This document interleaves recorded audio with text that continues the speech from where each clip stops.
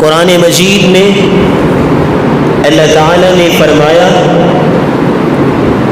الرجال قوامون علی النساء، مردوں کو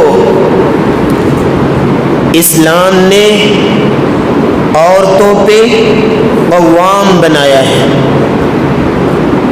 قوام کسے کہتے ہیں؟ لیڈر کو، منتظم کو، مینیجر کو، سربراہ کو، ایک سالار کو قوام کہتے ہیں کہ ذمہ داری کو سنبھالنے والا، ہر ضرورت کو پورا کرنے والا۔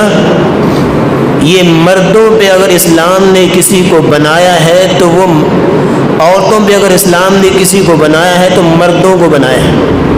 قوامون علی النساء، عورتوں کے حقوق ادا کرنا مرد کے اوپر جہاں لازم اور فرض ہے، وہاں اس کی آخرت کی کامیابی کی دلیل بھی ہے۔ رسول اللہ صلی اللہ علیہ وسلم نے فرمایا ایما رجل تزوج امرأة،